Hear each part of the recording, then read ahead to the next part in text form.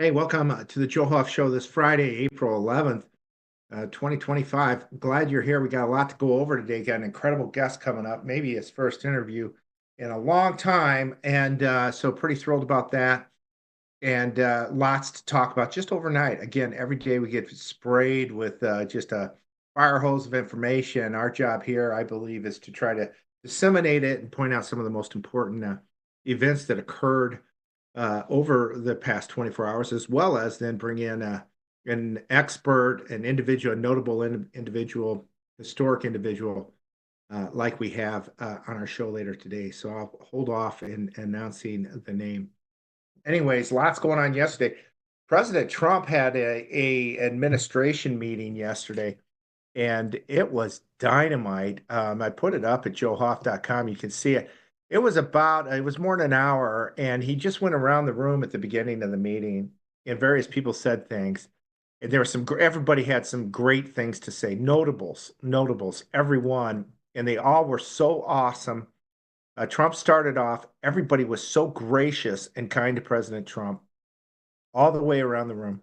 And yeah, so well, let me start off with Tulsi Gabbard. She spoke, and here's a part of what she had to say, which has got a lot of people very, very excited that, hey, Lord Jesus, our prayers are answered. Thank the Lord Jesus. And we're going to bring some credibility and integrity back to our elections. Anyways, look at this. We're investigating. We have the best of the best going after this. Election integrity being one of them. We have evidence of how these electronic voting systems have been vulnerable to hackers for a very long time and vulnerable to exploitation to manipulate the results of the votes being cast, which further drives forward your mandate to bring about paper ballots across the country so that voters can have faith in the integrity of our elections.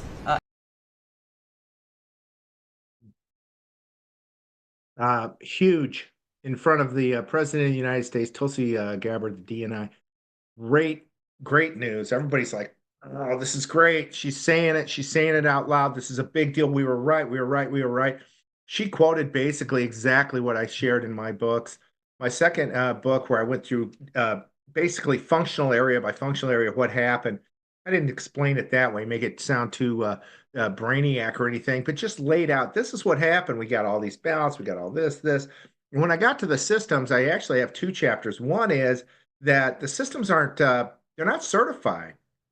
And because the individuals even certifying them aren't accredited. And I have a whole chapter on that. This is against the law. These things are being used in 2020, and they're not certifiable. And I'm not saying this as some bogus little ding dong saying this stuff.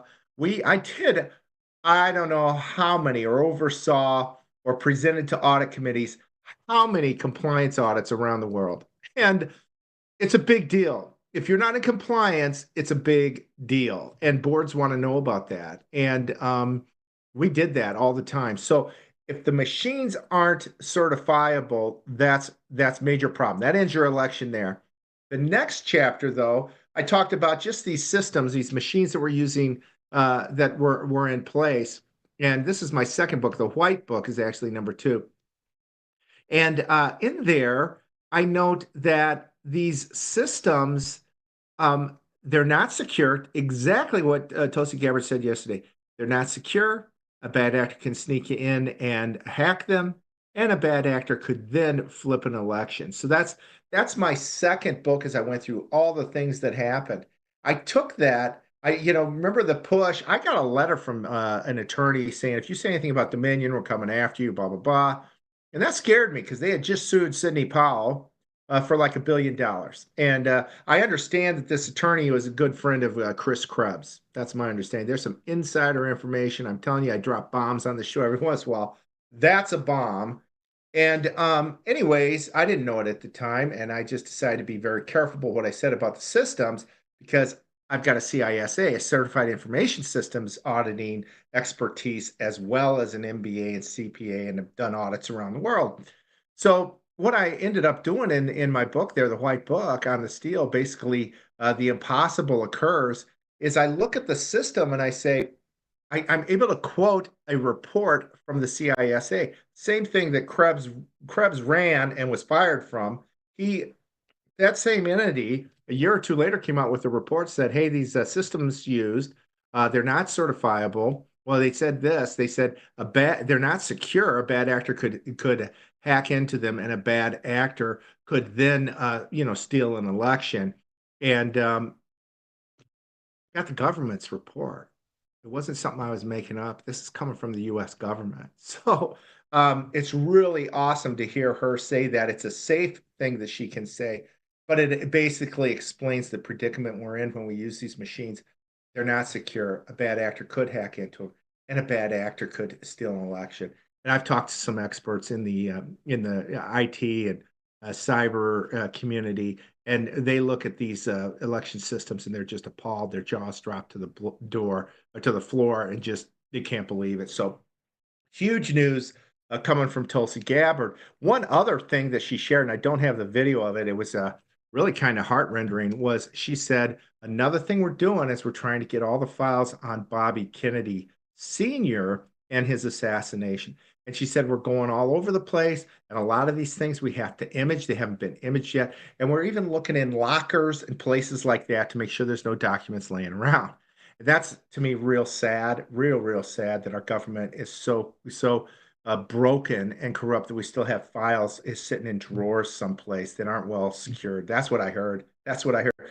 They're not secure. And so President Trump, though, kindly turned to Bobby Kennedy Jr., RFK Jr., and said, how do you feel about that, Bobby?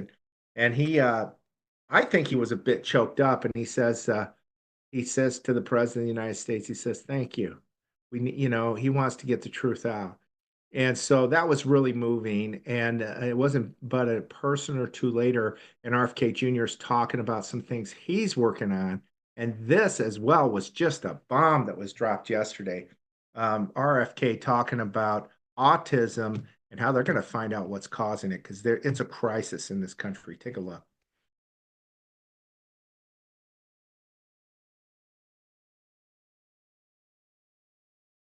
Indicates to me that the ball is rolling forward, that Donald Trump is actually making sure this. Wrong one. Sorry, that's okay. If you don't have that, we'll move forward. But we have now, the autism rates have gone from now most recent numbers we think are going to be about 1 in 31, 1 in 12, so they're going up again from 1 in 10,000 when I was a kid. And we are going, at your direction, we are going to know by September. We've launched a massive testing and research effort that's going to involve hundreds of scientists from around the world. By September, we will know what has caused the autism epidemic, and we'll be able to eliminate those exposures. So big. Think of that. So it was 1 in 10,000 children had autism. And now it's 1 in 31. Not 31,000, 31. That's a horrible statistic, isn't it? And there's got to be something artificial out there that's doing this. So you think you're going to have a pretty good idea, huh? We will know by September. There will be no bigger news conference than that. So that's it. If you can come up with that answer where you stop taking something, you stop eating something, or maybe it's a shot, but something's causing it. It can't be from 10,000 to. Can you imagine that, Marco? That's a big number. Thank you very much. You're doing great. Thank you, Bobby.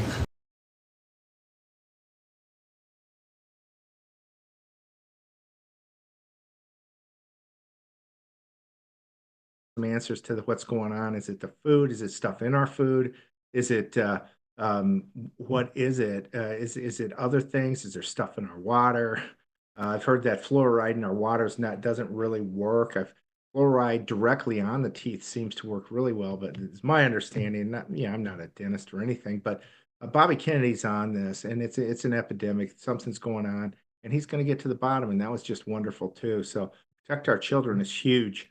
I noticed Marco Rubio. He was sitting there next to President Trump, and he had some wonderful things to say about Trump. All of these people did. Every one of them it was so refreshing to see. It was so beautiful. And the media wasn't just, stupid. And so that was great too. But here's Rubio and some comments that he made yesterday as well. Well, Mr. President, one of the most important things I believe you'll achieve in your presidency is reordering the world in a proper way. For 31 years, more than 31 years now, multiple administrations have allowed the Chinese to deindustrialize this country, to take away jobs and factories and pillars of our national strength. And what you're doing now, I think, is a great service to our country, but ultimately to the world. And I want to congratulate you and your team that's working on that, because it has extraordinary geopolitical implications, as you see, from all these other countries that are now coming here and wanting to join something that actually makes it's crazy to allow these. I mean, basically, we lived in a world where Chinese companies can do whatever they want in America. But our companies cannot do anything over there unless they allow it, and even then they steal our stuff and reverse engineer it. So just reordering all of that has dramatic implications on peace and security of the world. So we thank you. An important meeting, thanks to you, is going to happen on Saturday for the first time in a long time. There'll be direct talks between Ambassador Witkoff and a top-level leader in Iran. We hope that'll lead to peace. You've been very clear what Iran is never going to have is a nuclear weapon, and I think that's what led to this meeting, and we'll wait for him to come back from it, and we're hopeful about that. I would also say that we are receiving, and I think the Department of Homeland Security can confirm this, historic cooperation from countries all over the world. Number one, in taking back their citizens. Every country in the world has to take back people that are illegally in another country. And we have countries that refuse to do it, or will kind of ignore our calls. All of them are doing it. The ones that are not are paying a price. And we've also found cooperation in other countries that are willing to take some of these people, some very dangerous criminals. I know the President of El Salvador will be here next week, has really been a good friend to the United States in that regard. These are some of the worst people you'll ever encounter. And Pam knows this, and Christy knows this from the work they're doing. And one last point I want to make, Mr. President, and again, it's under your leadership, it's actually under your executive order. If you come to this country as a student, we expect you to go to class and study and get a degree. If you come here to vandalize a library, take over a campus, and do all kinds of crazy things, we're going to get rid of these people, and we're going to continue to do it. So when we identify lunatics like these, we take away their student visa. No one's entitled to a student visa. The press covers student visas like there's some sort of birthright. No, a student visa is like me inviting you into my home. If you come into my home and put all kinds of crap on my couch, I'm going to kick you out of my house. And so, that's what we're doing with our country, thanks to the President. And last but not least, very important development this week, but both Pam and I were very excited. The finest higher education institution in the United States, the University of Florida, is also now the national champions in basketball, and we hope you'll host them here soon, Mr. President. Go Gators. They're coming. They're coming very soon. Oh, that was great. Go Gators. Way to go, Florida. Florida wins the national championship in basketball again. Well done. Rubio's done a great job. You just got to step back and look at these people, look at their actions, and judge people by their actions right now. So far, Rubio seems to be doing great.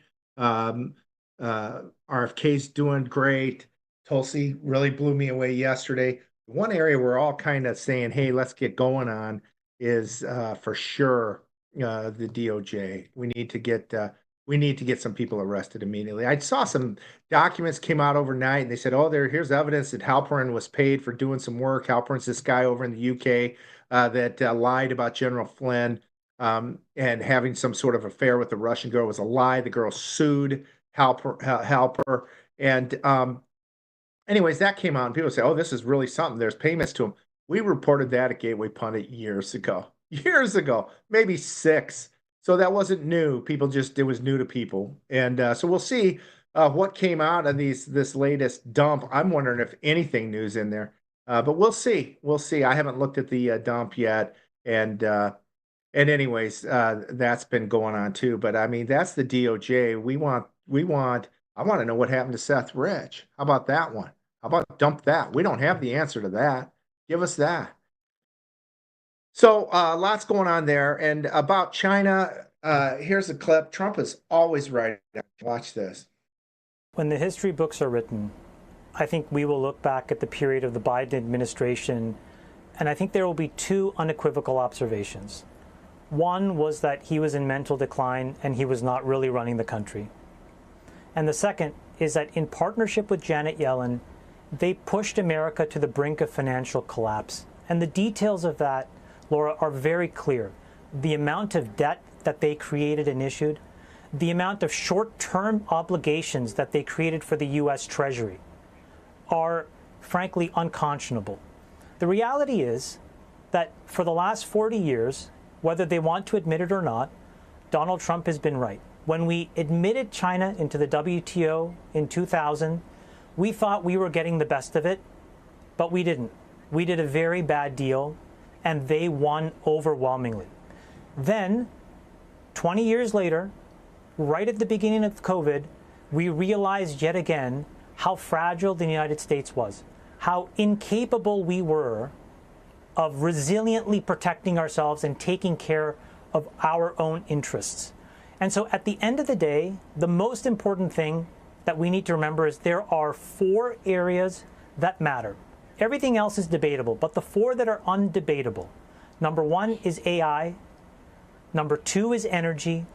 Number 3 are batteries and rare earths. And number 4 is pharmaceuticals. And the reason is, if we can take care of those 4 areas, we will do so much for protecting Americans and building a great economy. And the thing is, the president has been onto this for much longer than the rest of us. And I think what you're hearing from the establishment is an inability to just acknowledge that he was right, they were wrong, and to course correct. So they wrecked it and he's trying to fix it? Well, I think the thing is that the global elite have deeply benefited from a 20-year regime of taking jobs and moving them anywhere in the world that allowed you to optimize for profit, number 1. It benefited from an economic regime of low volatility where you could keep interest rates effectively at 0 for quasi forever. And the reality now is that what they see is an inability to create and scaremonger the White House into economic policy. And I think that this is very troublesome for them because they've been able to control from Wall Street or from London or from these other places how governments behave. And so what you see right now is them violently trying to push back and trying to create a narrative. So for example, if you opened up the papers, there's an entire wing of the media that is now trying to say that the president, quote unquote, blinked. Why do they want us to think that? I think they want us to think that because they want to believe that they can talk about the stock market and then affect policy every 5 and 10 minutes. But I just want everybody to realize the stock market is back to where it was in May 26th of 2024. By no means is this a crash. Absolutely there's volatility, but we are not in a place where it is time to all of a sudden revisit these aspirations that we've had. We are in a unique moment in time where we have the ability to reset the global order, and we have to follow through.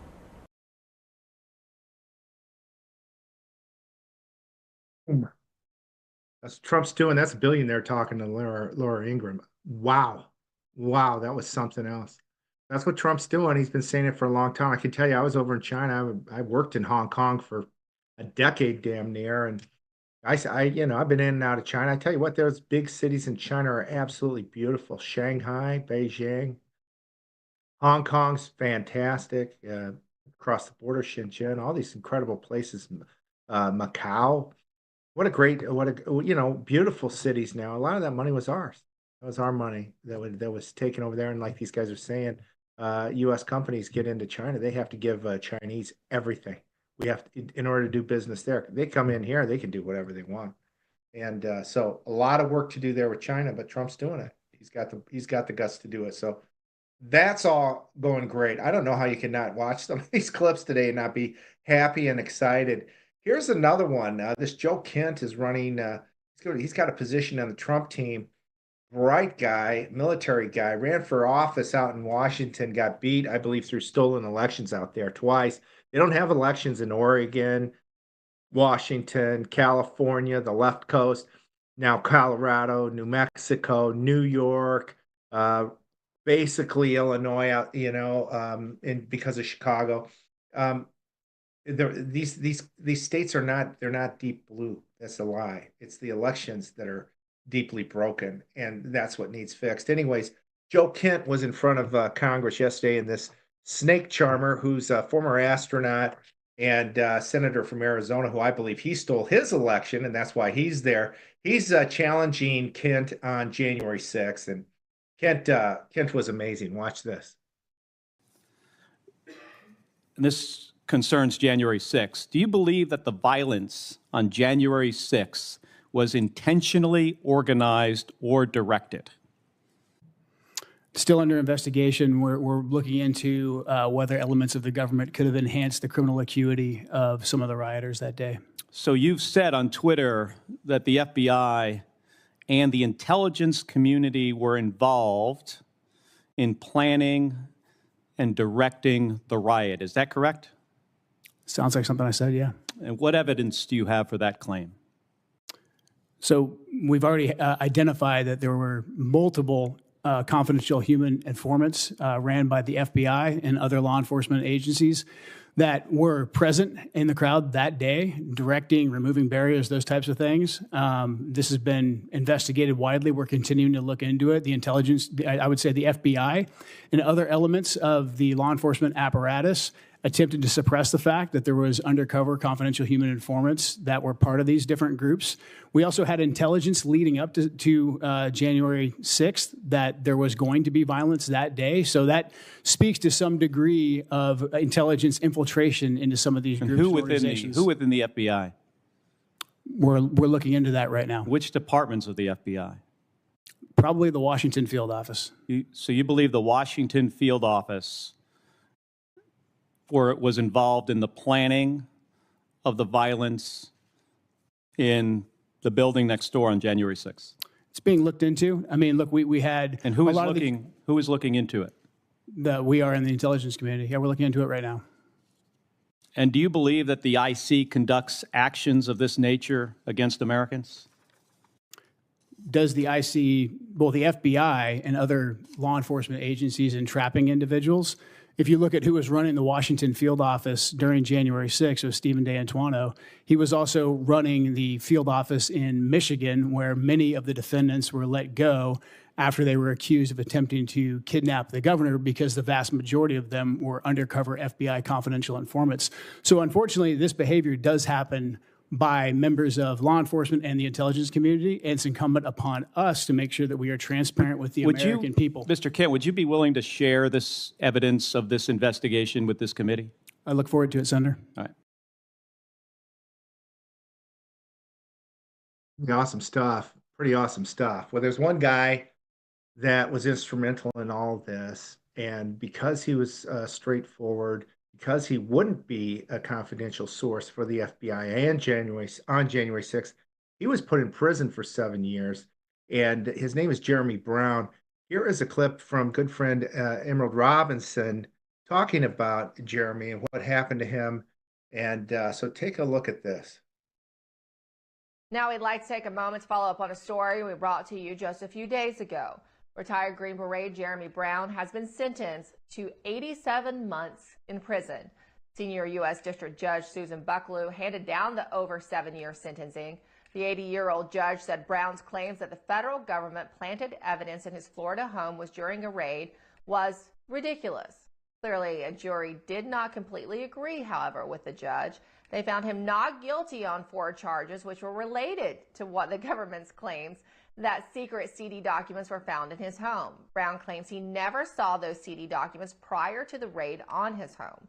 It's worth noting that Brown's home was only raided after Jeremy released video and audio recordings of the FBI allegedly attempting to recruit him as an informant prior to January 6th. It is believed that Jeremy's actions regarding the release of those recordings led the federal government to retaliate against him by obtaining a warrant on his home. Prior to Brown's sentencing, the U.S. Army Special Forces Master Sergeant did not back down. According to reporters in the courtroom, Brown looked dead at the prosecutor and said, quote, "My service cannot be tarnished by lesser men."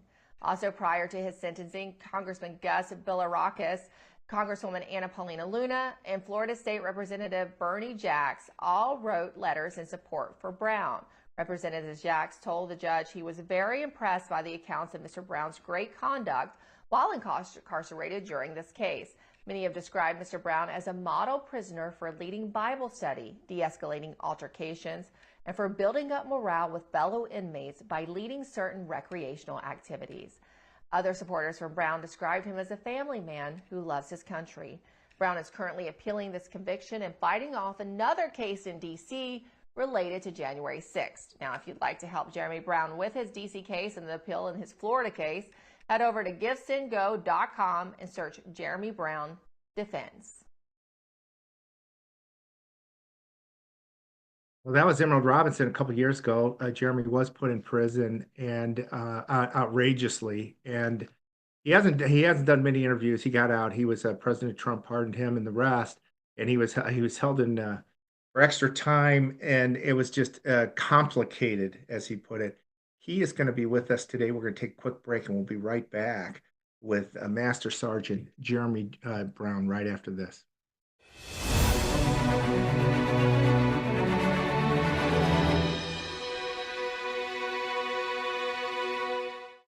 $10 billion are stolen every year from Americans by online scammers. Every day, millions of people fall victim to online threats. Over 30 million spam calls are made per day in America, with over 50% of daily emails being considered spam. And that's not all. On average, over 40% of devices are vulnerable to hackers, and each person in America has 10 passwords stolen per year. Can you imagine having unrecoverable credit card debt? Your savings drained to zero, your home foreclosed on, your identity stolen and ruined, your entire life, poof, gone. Introducing Safe and Secure. With the advanced programs, you'll be able to stay in control and keep hackers out. Don't let the cyber criminals win.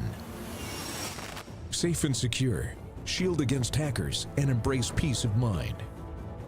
Visit PadoxaSNS.com for more information and to learn how to keep yourself protected.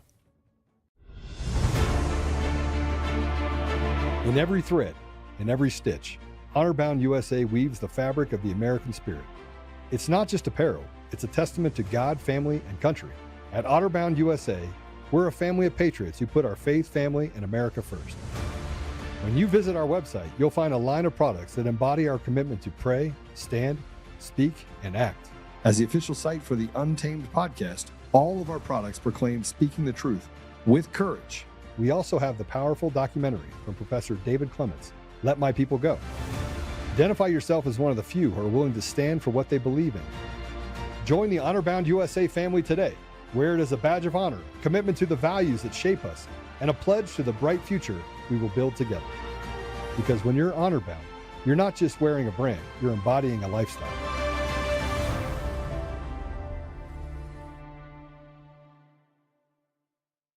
Hi, I'm Joe, Supreme Leader of DCF. What is DCF, you ask? We're the best damn sandwich shop in the universe. Do we sell hoagies? Well, we're DCF, and the F doesn't stand for hoagies. We got 9mm sandwiches, we got beastly baguettes, and we toast buns like no other. Looking for training on bun safety? We got you covered, and our ranges are the best place to test out your new Not sandwich. So get your buns out, cause the sun's out, and let's party!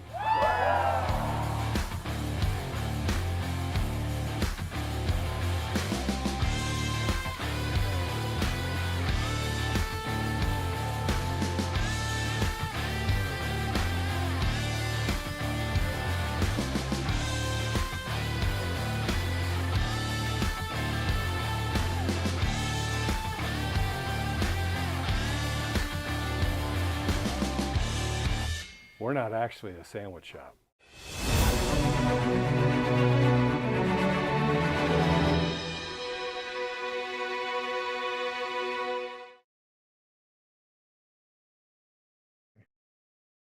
Hey, this is Joe Hoft, and we are back here on the Joe Hoft Show.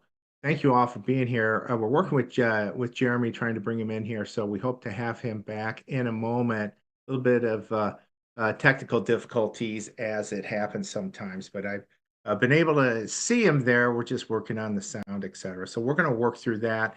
Cannot wait to have him here. You saw the clip from from Emerald Robinson. What a story he has. I can tell you, I first heard about Jeremy from my brother Jim at the Gateway Pundit. He's telling me, hey, this guy contacted me. This was I think it was after January 6th that Jim first heard from this guy and Jeremy. And Jeremy had information that he wanted to share. And it was after January 6th. And his information was, as Emerald mentioned there, and she showed it in that short clip of hers about Jeremy. He was approached by some members of the government. I'm not sure if it was FBI or some other entity, and they wanted him to sign on and go to January 6th and be a underground to work for them at January 6th. After January 6th, he released the video that he took of these guys coming to his house because he had a video of it, and they didn't know that. And so that was a big, big, big story. And he shared it with Jim, and it was first up at the Gateway Pundit. And because we were dropping bombs on January 6th. That thing was a lie. We knew it from the start, and we started putting up all the question marks on it. This thing was a scam. And for example, I'd looked at in my first book, I think I mentioned this in all three of my books. Before the 2020 election, President Trump crushed Joe Biden. Joe Biden was in his basement. He was senile then. We knew it. And he wouldn't get out. And when he did, he had circles on the floor and got about a dozen people at his events. It was beyond a joke. It was a lie. And that the guy could even function. He'd get up there and mumble through stuff. It was pathetic. And he read the whole thing too. Every time he did one of these things, they tried to pretend like it was some sort of ad hoc event. It never was. So, anyways, we knew that, and Biden had like less than 2,000 people at his rallies. President Trump had 1.1 million. Not at a single event in 2020 that I'm aware of was President Trump ever was there ever any violence? So yeah, he can't. Yeah, Chris, you want to work with that? Sorry, we got Jeremy here. We're trying to get some sound. He can't hear me. Maybe I can text him and ask him. Well, maybe Chris. Chris, can you hear me now? Got me? Awesome. Awesome. Well, let me introduce you. That's great. Well, let me introduce to everybody the great and a hero for all of us, Jeremy Brown. Thank you for being here, Jeremy.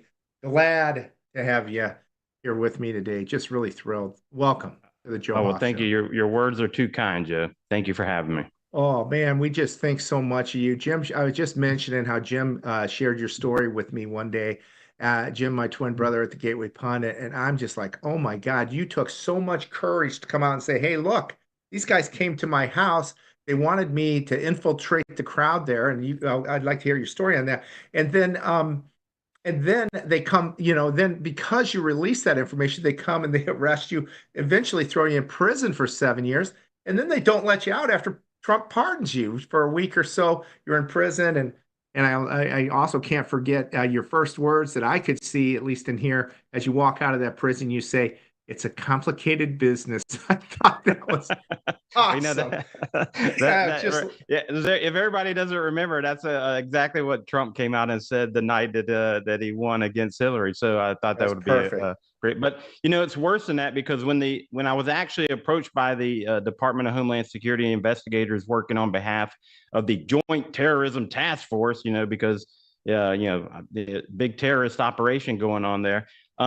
We didn't know anything about January 6th because it hadn't even been announced yet. So my initial reaction was, these guys are just breaking the law and violating the Fourth Amendment for no reason at all. They were looking to infiltrate groups that I was associated with without there being any knowledge of some upcoming event. And so it wasn't until after the events of January 6th and being on the ground there myself and being able to have some firsthand knowledge, boots on the ground information, and then seeing the results of the media narrative taking hold immediately that night is when I realized that we had just witnessed the American Reichstag, a false flag operation meant to demonize a political segment of this country. Not even a political segment. This isn't about politics. This is about American sovereignty versus globalization and the destruction of sovereign nations so that they can just do whatever the hell they want with their, as the term that they like to use after the whole Gaza incident was, oh, we should assign a government of experts, right? I don't know if you remember that catchphrase that they started to condition us with. A government of experts should take over Gaza because that's what they want. They want a government of experts that they choose all over the world, everywhere. And unfortunately, they haven't 100% achieved that in America. They're only at about 99% success. Yeah, how about it? I tell you what, I remember January 6th. I was here in Florida and I was writing that day, and it ended up being our biggest day ever at Gateway Pond. And we had like 7 million hits that day, which was, we were averaging about 5 million after the election because we were the only people out there writing the truth about what happened in that election. And then came January 6th, and that was huge. It was a big day, and everybody's coming to Gateway Pundit to see what's going on. So your story, to me, halfway through that day, I'm far away. I'm here, and thank God I wasn't there because I think I'd ran down that hill if I was. And anyways, I could tell something's going on here because not one incident of violence at Trump rallies leading up to the 2020 election. He had 1.1 million people at his rallies. I kept track. I got a spreadsheet. I'm an accountant. That's what I do, kind of things like that. Not a single act of violence, and then all of a sudden this thing's blowing up in DC, and I really felt like something was going on. So you ended up going to DC, and I believe you also saved a lady's life there, didn't you, while you were there? Well, I mean, yeah, there was certainly a woman down on the ground. Whether or not I saved her life or not, we'll never know because it didn't get that bad. But I mean, it definitely could have got that bad. I mean, you look at the instances of Roseanne Boylan and a lot of the other people that were crushed and trampled that day. She was certainly in that position. I mean, if you could see from the video that the riot line was progressing past her, right? And I have all the video leading up to that within my discovery, and eventually, once I get more well established and I have access to that, I can share all that. But yeah, I mean, the riot line was pushing, and elderly lady in their way be damned. And so yeah, I saw her down on the ground begging for help, and so you can see me pushing back against the riot shield, saying, "Hey guys, there's somebody here right at your feet," and helped her up and got her out of that area. So that was the look. The lie that has been told to everybody about the designated patsies of January 6th, the Proud Boys, the Oath Keepers, and the 3%ers, right? They are the targeted groups for that day to blame, just like, when Hitler burned the Reichstag, he targeted the communists, right? He said, oh, look, the communists did it. The communists did it, when in fact, he was behind it, right? And that's exactly what the Proud Boys and the Oath Keepers and the 3%ers were for January 6th, right? And so I was part of the very group that was all arrested immediately. But because the FBI knew that I had the recording of them trying to recruit me to infiltrate that very group, they left me alone. They basically Ray Epstein me, except for a different reason, right? They didn't want me to exist. And it wasn't until organizations like the Gateway Pundit and Darren Beatty's Revolver.News and InfoWars all went with my story. When I released the recording in March of 2021, that basically got me arrested. Why? Because they were totally content to pretend like I didn't exist, right? Even though they did facilitate a hit piece on January 15th, right after January 6th, they write a hit piece in the Washington Post about me by name, calling me a conspiracy theorist. Why? Because they knew I had a recording. So they're preemptively defaming me as a conspiracy theorist, knowing that I'm going to likely come out with this recording. And of course I did. And it was organizations like you guys, the independent and alternative media, that kept the drumbeat getting louder and louder to where eventually they had to come arrest me in order to silence me. And that's what it was all about. And you mentioned the fact that even after the pardons, they still attempted to maintain, even though at every level of my proceedings, the DOJ admitted that my entire case had to do with January 6th. Then now all of a sudden they're like, oh, no, it has nothing to do with January 6th. Well, unfortunately, guys, we've got you on the record at every level, at the pretrial, at trial, in the appellate process. You've all acknowledged that this was all related to January 6th. And so, as the American public said, wait a minute, why is this guy not being released? And it got louder and louder. 37 days later, finally, justice, semi-justice prevailed, because this is not over for me at all, Joe. I mean, in fact, I respond to people all the time. Hey, when's your party? I'm like, I've already moved on to the next phase of this operation, and that is to hold these people accountable. I mean, getting free from prison was the third level of my mission. The first mission is still underway, and that is to expose the truth of January 6th and hold those responsible accountable, and to expose the realities of the American judicial system and also hold those individuals accountable. And I'm not just talking about judges, I'm talking about prosecutors and also defense attorneys who were complicit or took part in a passive subversion, on behalf of the DOJ and the judiciary, to ensure that people did things like take plea deals after their unconstitutional coercion and denial of due process and Eighth Amendment right to bail and bond. So, my mission is not over. It's not even close to being over. I'm more free now, right? I mean, now I can be more involved in the everyday operations of where we go from here. Fantastic. Hey, I have a question. I'm not sure if you answered it yet. Those people that came to your door, did you ever figure out which government entity they were with? Were they FBI or were they another entity? No, they were from Department of Homeland Security. They were, in fact, hold on. I actually have the fake business card. Let me see if I can find it. Things are in a little bit of disarray here because we've been moving. Hold on, I'm going to show you the business card that they presented on that day. Here it is. Now, I don't know if you can see this, right? This is printer paper. It is. And if you look closely, like, it's cut out with scissors. It's not even like your cheap Office Depot business cards. But this is what I was handed on December 4th by Department of Homeland Security investigators. But of course, they're wearing FBI polo shirts, and we're with the FBI because that's what everybody does, right? It's like a support guy telling everybody that he's special forces, right?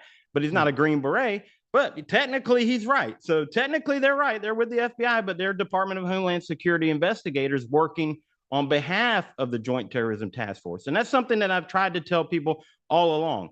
The Joint Terrorism Task Force is not the FBI's. The Joint Terrorism Task Force is a military intelligence community task force. It is only called the FBI Joint Terrorism Task Force because otherwise it would be blatantly illegal, right? So by designating it the FBI's Joint Terrorism Task Force, it has the facade of a domestic law enforcement operation, but it is not. It is every single department of the DOD, the Treasury Department, the intelligence community, federal law enforcement agencies, everyone, right? Even designating down task force officers, which are local law enforcement, right? So that right there is a blatant lie to cover violations of posse comitatus and, the first Article 1 violations of standing armies to begin with, right? By utilizing military assets and intelligence assets, Title 10 and Title 50 assets that are supposed to be used against foreign enemies, they're being used against American citizens because we simply call the task force the FBI's.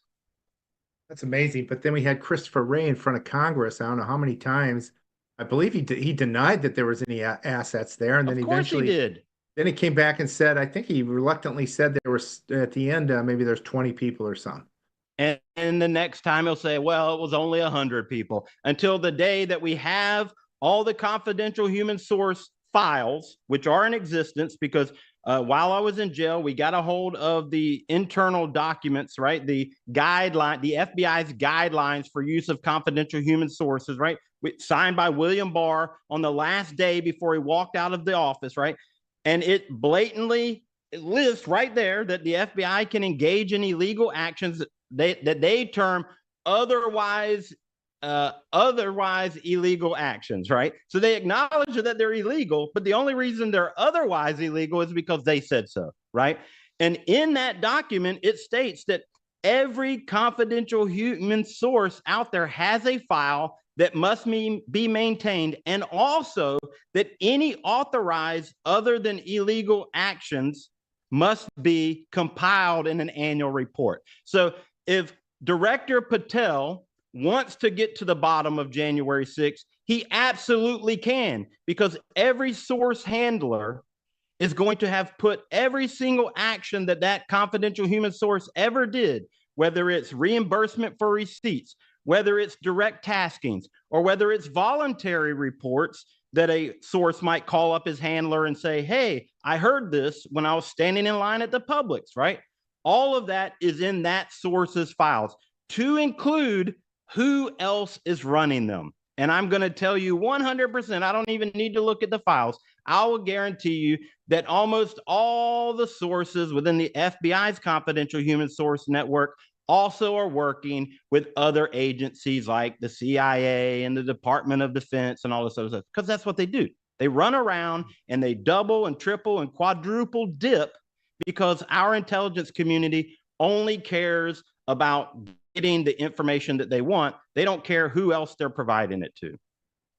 Yeah, unbelievable. You know, I think I heard something too, that there is word that there was these Homeland Security guys throughout the crowd that day. And then I've also heard, and maybe you can confirm for me on this too, that Trump assassination in Butler, there's rumors that the same group was there. Maybe they filled in even for the Secret Service. Some of these people that were there at the that filled in for the Secret Service in Trump's assassination attempt in Butler. You heard any of that? Well, I mean, look, since I've been out, obviously when I was in prison, I got very little information, if any at all. Since I've gotten out, I've kind of basically laid low and just tried to get my life straight before I can get back into this 100%. Yeah. But I don't even need to know what is being reported. This is how it works. I mean, let's go back to the Governor Gretchen Whitmer kidnapping plot. The exact same leadership team in charge of that scam was put in charge of January 6th. Right? You're always going to find the same players, right? There's always going to be a nexus of the evildoers. Why? Because not everyone is in on it. These are compartmentalized operations. So you're going to need to reuse some of the same bad actors in other areas. And that's exactly what happened. So yeah, I wouldn't be surprised at all to find that the same people that were there taking part in Butler had some role in January 6th, had some role in the Gretchen Whitmer kidnapping plot, because that's what you do. You use the same assets over and over again because you're compartmentalized. You can't have 100 different people knowing what's going on, or else you're going to compromise the operation. Wow. Wow. So, if you don't mind me asking, then, so you released this information with Gateway Pundit and Revolver and others, and then they come for you, and my understanding is it appears, at least my understanding was, that they left some stuff at your property that they would later come back and accuse you of maintaining. You didn't have any clue the stuff was even laying around. Is that right? Well, no, these are the things that they claim that they found during the search warrant that came with the misdemeanor arrest warrant, right? So just imagine this. You're spending, as an American citizen, you're spending $3 billion a year on the Joint Terrorism Task Force. I mean, this is an estimate that comes from a book I was able to read called Terror Factory, right? And of course, those numbers I'm sure are outdated. Why? Because they're constantly asking for more money. It's so expensive to spy on the American people. We need more money, right? And then Congress, Lindsey Graham, they love spying, and they love to be able to claim that we're protecting you. That's why we have to spy on you. And so they give them more money, right? So who knows what that number is today, but $3 billion. We'll say that's a low ball number, right? Well, if you're spending $3 billion on an elite task force made up of Department of Defense and intelligence community assets and every federal law enforcement agency, the Treasury Department, whatever, right? The IRS and all their armed, accountants, I don't even know what the hell they need guns for, but all of these people are costing you $3 billion a year. Why in the hell are they servicing misdemeanor arrest warrants? Well, because they're a terrorist organization. That's why. Because they want their 15 armor-clad agents to show up with helicopters and Bearcats, which are the big armored vehicles, which they love to show up for. They like to put on their multicam and their $65,000 L3 night vision goggles, even though it's the middle of the day, right? And show off that while they weren't man enough to actually join special forces or Delta Force, they can dress like them. And that's what they do when they go against teenage girls and grandmas and old fat guys and all this other stuff for misdemeanors, right? And so when they came after this fat guy, they did the exact same thing. 2 misdemeanor counts of trespassing that they could have simply called me on the phone and said, hey, Mr. Brown, we have an arrest warrant for 2 misdemeanor counts of trespassing. Can you turn yourself in? But no, you can't target the guy who has the recording of you without a search warrant that you can then claim, oh my gosh, look at this. We found explosives and classified materials, right? You can't do that by calling me and having me turn myself in. And Joe, here's something that I always love to bring up. We have an ongoing FBI investigation pertaining to alleged live explosives recovered from the RNC and DNC, right? It's ongoing as we speak right now. They just have no idea who did this. And yet they have allegedly a member of the Oath Keepers that they have found with explosives in Florida, me, right? This is their story. And yet they've never questioned me about the RNC or DNC bombing. In fact, they've never questioned me at all. They arrested me, threw me in an SUV, took me to the Pinellas County Jail, and never once spoke to me, except one time they sent a task force officer to collect DNA, of which I refused because they didn't bring the warrant. So that is the only interaction that I ever had with any investigators in this case after my arrest. So I mean, they never even said, so Mr. Brown, how long have you been an Oath Keeper? Or what were you doing on that day? Well, they didn't need to ask those questions because they already know the answer, because they called me at like 9:30 in the morning on January 6th, acting like they didn't know where I was, right? And so it's all a complete fraud. The only reason they came to arrest me is because I was doing damage to their narrative by releasing the recording, but even worse, explaining to the American people with my background in covert, clandestine, and compartmentalized operations as a 20-year special operator, exactly what people were seeing. And everything that I said in March 5th of 2021, well before any of the released closed circuit television camera, well before any of the court documents that we're filing exposing all their dirty tricks, well before any of the other J6ers started to come out publicly and say, this is what I saw, this is what happened to me. Everything that I explained that was going to come out has basically come out. And yet, even to this day, they're still trying to hide and obfuscate and lie and keep people away. And so what is happening now, Joe, and I'm glad that we're having this conversation, because what is happening now is a concerted effort to pretend like we've already released the 9/11 Commission report and it's all done. There's no more questions about 9/11. We'll just simply talk about it on the anniversary every year. And that's all you need to know, American people. They're in the process. Congress and governors and sheriffs and certainly the FBI are all in the process of going, you should just forget about that now because we pardoned everybody. But see, pardoning everyone is not good enough, okay? One, a pardon is merely an admission of guilt, okay? See, luckily my case was still open, so I'm not actually pardoned. My conviction has been overturned and dismissed with prejudice, right? It's like it never even happened, right? But there are J6ers who are convicted felons and convicted misdemeanorates, or whatever the hell the term is for that, right? To this day. Why? Because they accepted the pardon but their case is already closed, and therefore they stand still convicted. You have those that were involved in this false flag operation, the American Reichstag, as I call it, that were simply commuted their sentences. So they are still felons. They are still deprived of their right to, I mean, they're not actually deprived. Some judge has said that they're deprived of their right? But they can't vote in their states. They can't own firearms. They can't associate with other felons or whatever their conditions were, are all still in place. And this is not right. And so the idea that J6 is over simply because there were pardons on January 20th is not good enough. And it will not be good enough until people like Christopher Wray and Mark Milley are sitting in federal penitentiaries so that I can visit them and put $17.76 on their commissary accounts every month just so that just so they know that I was there. That's how many people showed up at your house when they arrested you? I was told that it was between 10 and 15 people.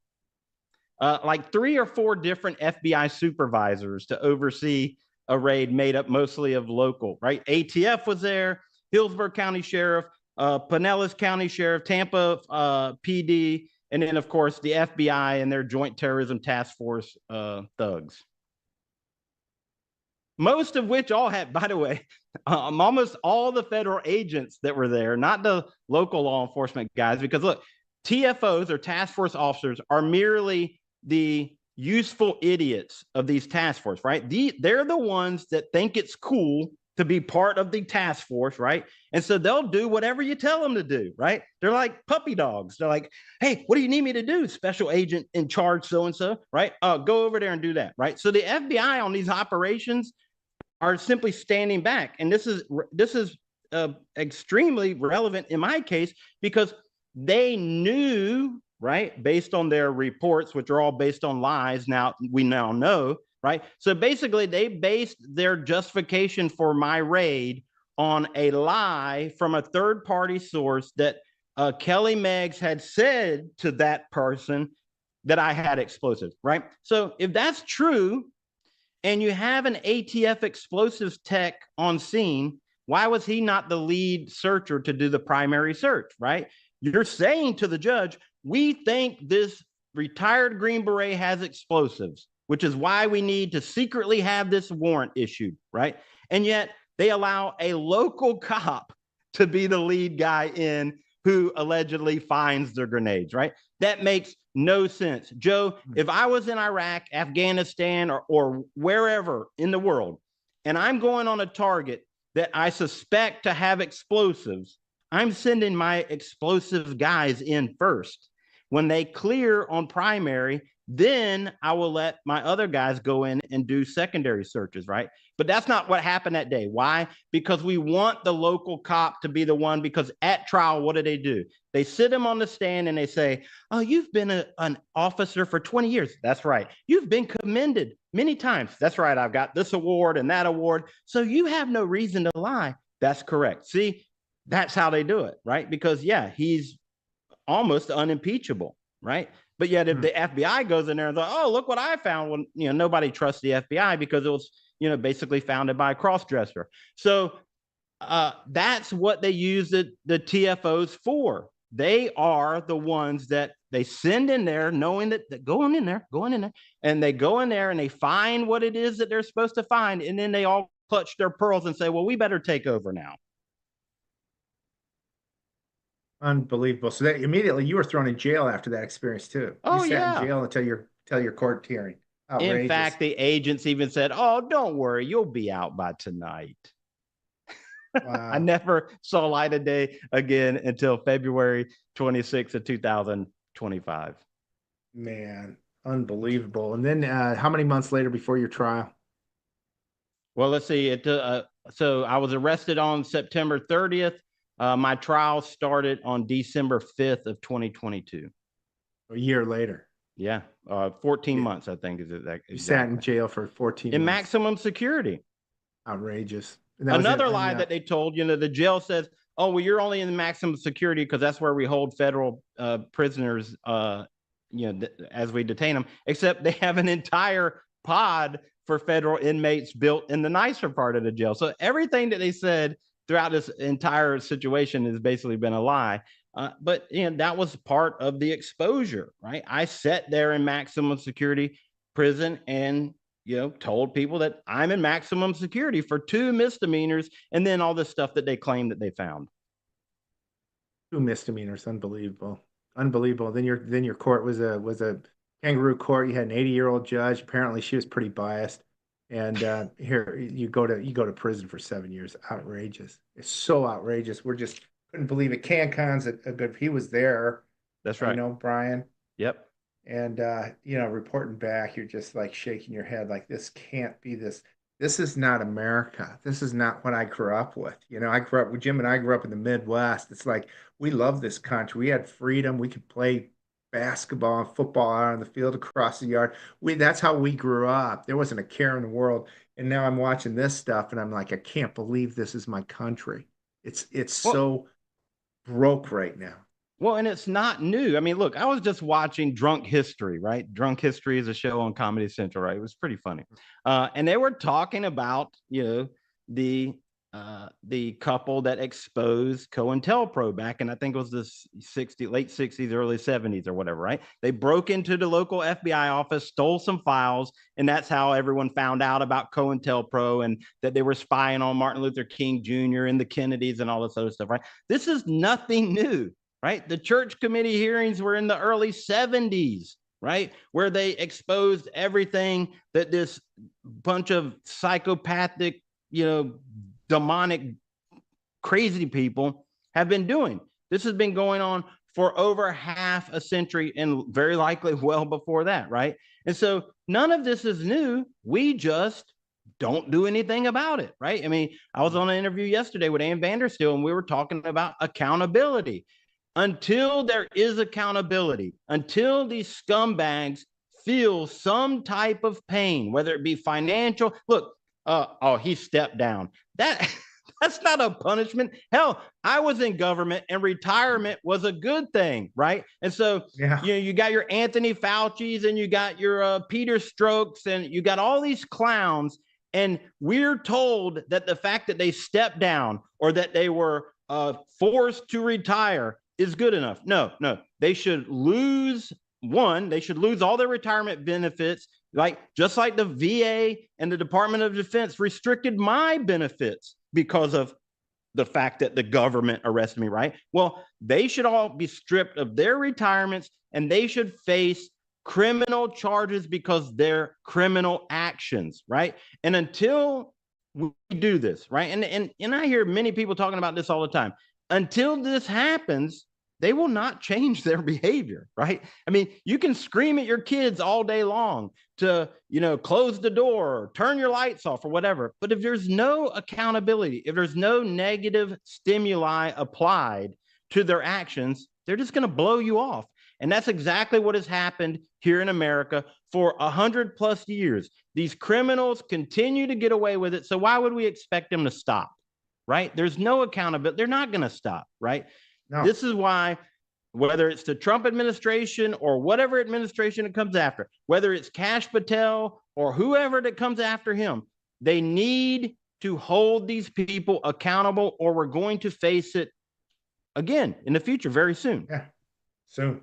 No, I just think if we don't address it, I think more dire situations. I think it's going to be like Germany, and I think the Nazis will take over. Maoist, whatever it is, and once they're in power, totally, then there's no such thing as mercy, and then that's it, and this country's dead, and we're not far from there. They're writing a lot about the elections, and the West Coast doesn't have elections anymore. They're all a scam, and those people can't vote people out. You see Adam Schiff winning a Senate race. That's a lie. Everything's a lie there, and that's the communism that's already taken over this country. So we've got a lot of work to do. That's why we're here. But I got to tell you, Jeremy, because of your work, because of you sharing the information that you had, that video that was so powerful, by a year or so after January 6th, There was a poll by Rasmussen, and it said 65% of Americans believe it was a setup, January 6th, and 62% believe the election was stolen. So, we were doing our job because they weren't getting that from the mainstream. They're getting it from That's people right. like you on shows like this, and we're going to keep doing it. We got to keep sharing the truth. Well, look, the truth is like a lion, right? It doesn't need to be defended. It just needs to be let go and it will defend itself. So, I mean, this is the power of the truth. All we have to do is point it out, right? And I explain this, all the time, right? I was a firefighter, right? And so I explain to people, there's fire hydrants everywhere, right? And they're like, oh, no, there can't be that prevalent, right? But yet when you point that out to them, now they see them everywhere. It's like when you buy a new car, right? You buy a new car, whatever brand of car you just bought, now you see them everywhere, right? Why? Because you never paid attention to that brand of car until now you own it, and now you're aware of it. Well, that's the way the truth works. This is the way the exposure of propaganda works, right? Because what is seen can't be unseen, right? I mean, and so by simply putting the truth out there, by letting it go, it will take care of the rest, right? Because even the most staunch disbelievers in the truth, right? I mean, there is mental illness, right? There is a psychosis that prevents some people from acknowledging it, just like Yuri Bezmenov talked about. You can take the fully indoctrinated person straight to the concentration camp and show them the dead bodies. They still won't believe, right? There's nothing you can do about those people. But see, luckily, those people are nothing compared to the rest, right? And so all you have to do is expose the truth. And once somebody takes that in, well, the rest is going to take place inside their head and inside their heart, right? This is why in Special Forces we say you win unconventional warfare through winning of the hearts and minds, right? Because you have to convince people with their emotions that this is the right thing to do. And then you have to explain people through their intellect how to fix things and what should be the solution to the problems, right? And this is exactly what the truth does on its own. Once people see the truth, then they start to lay in bed at night and go, oh, wow, that's well, if that happened, well, then what about this? And then they're gonna start seeing other things, right? And so this is, I mean, it is a good sign that those polls, the numbers are shifting. But see, it's not enough to believe the truth. Now, once we know the truth, we have to do something about it. And what is that? Well, that's up to the individual, right? The individual has to apply their own skill set, their own talents, their own time, their own treasure in whatever way that they are most comfortable with or even uncomfortable with in order to affect some type of change. This is why I've always said, just don't do nothing, right? Because Edmund Burke says the only thing necessary for evil to triumph is for good men to do nothing. So just don't do nothing and we'll win. And I think hopefully what we're seeing is a turning of the tide where the American people are no longer doing nothing and they're starting to do something. Amen. Man, brilliant. This has been an incredible time with you, Jeremy. How can people help you? Where can they go? Well, all my websites are still up. You can go to jeremybrown.defense.com or you can go to whoisjeremybrown.com. Now that I'm out, I'm going to be more active in shifting those. One is going to be more focused on the defense aspect. And like I said, like I've told people, this is a 4-phase operation. I just completed phase 2, which was the false imprisonment phase, right? This is phase 3, which is my turn. Okay. Now we're building what I've affectionately named Task Force Misfit Toys. And we're collecting up a bunch of legal minds and law enforcement experts and J6ers and J6 activists to start to put together cases to hold these people accountable. And these are not cases simply seeking money, right? And I'm not besmirching anyone that is doing that. Everyone should be financially compensated for what they were put through. That is not my mission. My mission is accountability. My mission is punitive actions against those responsible for this military attack against the American people. And so that is what we're going to be doing. We're going to be building these cases, and there will be no plea settlements, right? I look, my mentality is this. I will ask for $1. Well, I want discovery, right? I want what I know exists to be exposed to the American people, right? I don't care about the money, right? I mean, there will be financial retribution, but that's not the main focus of these. So we're looking at ways to go after and file criminal charges against these people involved because they broke criminal statutes. Okay. Good. And so you can continue to support these efforts. We're very much in the conception phase. We're getting, everybody who wants to be involved. We're going to probably build out a separate website just for Task Force Misfit Toys. And that is the intent. The intent is to hold them accountable. And in phase 4 of the operation is going to be acknowledging our mistakes that we've made over the last 100 years as citizens, right? How we've usurped our requirements to be moral and informed and involved, right? Which is how we got to this. The Constitution is not a fire and forget document, right? Rules only matter if people are willing to know what the rules are and then follow them. Otherwise, the Constitution is just a piece of paper that some old guys wrote, okay? And some young guys too. But we have got to learn from our mistakes. We've got to fix our family. I mean, ultimately, the family has been the great attack by evil throughout history, right? I mean, Mao went after the 4 olds, right? And then, of course, eliminated all the young people that helped him get rid of the 4 olds, right?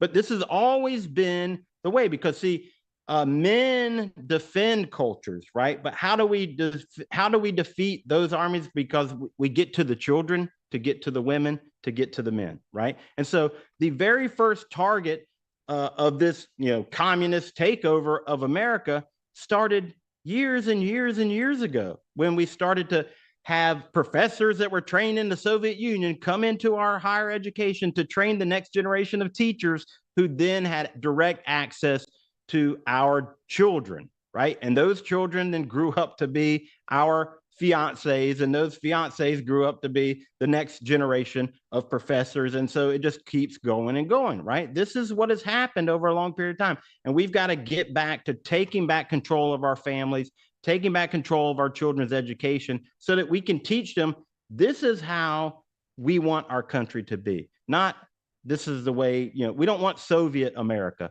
We want United States of America. And so that's going to be the focus here going forward is accountability against those that are responsible for all this. So, and there, I do have an X, but I'm going to tell you right now, Joe, I have no desire to be in this social world. I mean, a lot of things have changed in 3 years. You guys don't realize it because incrementally you've seen it happen. But coming out of prison after over 3 years, I don't like what I've seen with the whole social media thing. So I have an X page. I'll probably just use it to repost interviews like this and things like that. But I'm not going to get on there and engage in nonsense with people who don't even have the balls or the courage to use their actual real name, right? So, but yeah, just go to jeremybrowndefense.com. You can help out there, and I'll keep everybody informed as to what progress we make. Let me know whatever we can do to help. It's an honor to meet you, Jeremy. You're a hero of all of ours, and just totally impressed with you. Blown away, actually. Great job today, and so glad you're free.